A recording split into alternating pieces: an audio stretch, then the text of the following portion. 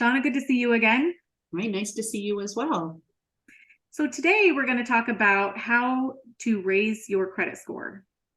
Yeah, we're going to talk about the 5 main ways to impact your credit score, and we'll go through some tips along the way. And this is a topic where it's easy to think that it's more important or only important for people who are just starting out to raise their credit score and to get credit. But really, this is something that all of us need to think about throughout our whole entire lives, right? Right. Yeah. A lot of times people start thinking about their credit score when it's time to buy a house. But the truth is, your credit score impacts all areas of your life. So, for instance, my insurance agent told me that your credit score more highly correlates with filing a homeowner's insurance claim or an auto insurance claim than your actual driving record does. So, I know that insurance agents are looking at your credit score. I know that employers pull our credit as well to see, they use it as a gauge of our character, right? Not only does it, and when you get into the mortgage side, it certainly impacts your mortgage rates. It can even impact whether or not you get a mortgage. But once, assuming that your credit is good enough to get a mortgage, then it's going to impact your mortgage rate and your private mortgage insurance as well, if you're putting less than 20% down. So neglecting your credit really can cost you a lot in a whole different aspects of life. Wow, that's amazing. Okay, so tell us what those 5 tips are. Yeah, let's start with the ones that are most impactful. So we'll go from the highest impact to the lowest. We're going to cover 5 different things. And the first one is your payment history. So it's absolutely critical to pay your bills on time.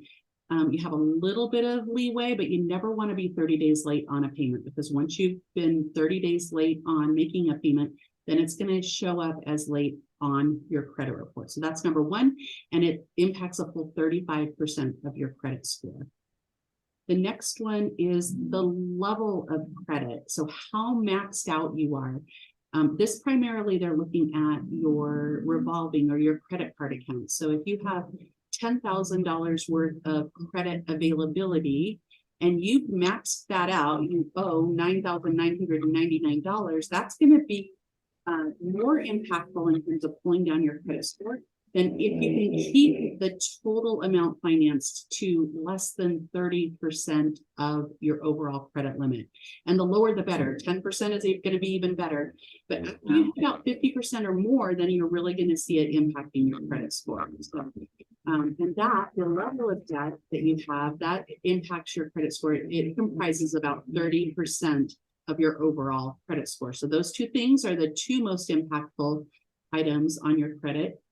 The next one is the age of your credit, and some of this is out of your control. If you're young and just starting out in the credit world, your credit score will take a little bit of a hit for that, just simply because you don't have a track record yet. Versus once you've had credit for over 20 years or 30 years, then you really have the credit bureau is making their predictions about your financial stability based on a longer track record, if you will.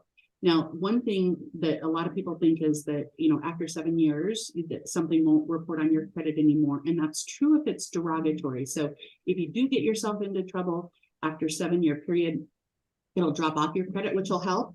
But if you have, let's say, a credit card that you've had since college and you continue to make those payments as agreed over 20 years or 30 years, that longer good credit can report as long as there's no limits on it.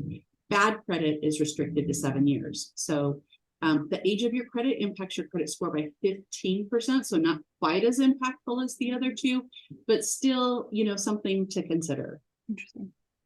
The next one is the type of credit you have. So there are certain types of loans or finance accounts that are considered higher risk.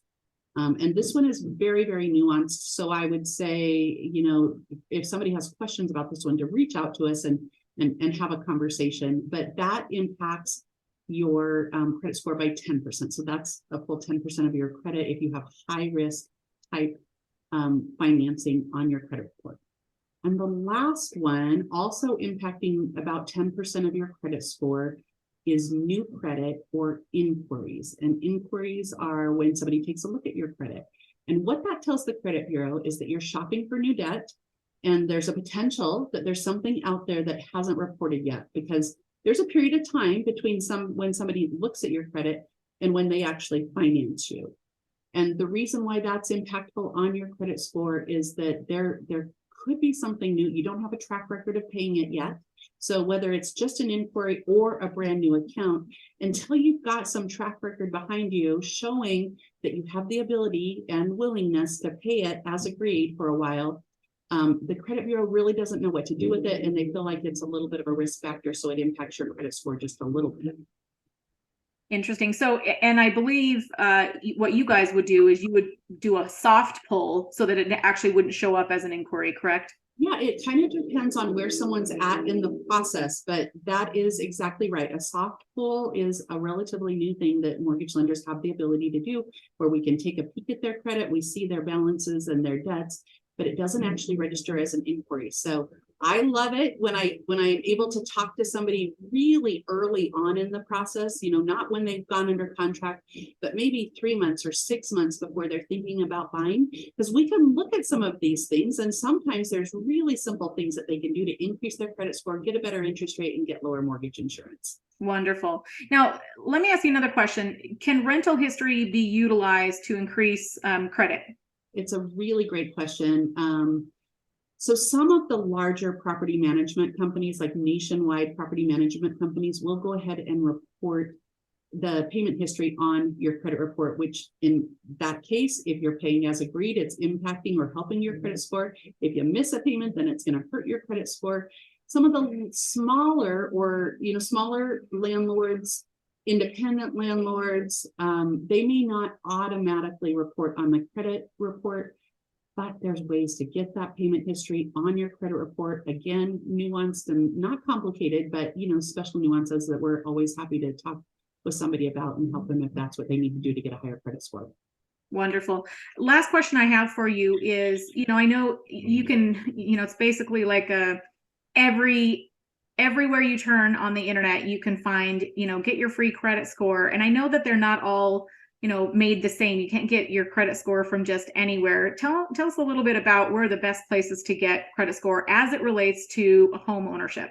Yeah, another great question. I will say that each industry has a scoring model. So what might predict, and that's what a credit score is, right? It's a prediction of how likely you are to pay that debt back. And that's why lenders care about it.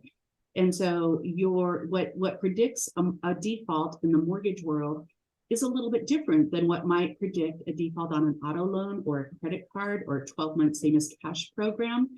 And so as such, there's slightly different credit scoring models for each industry.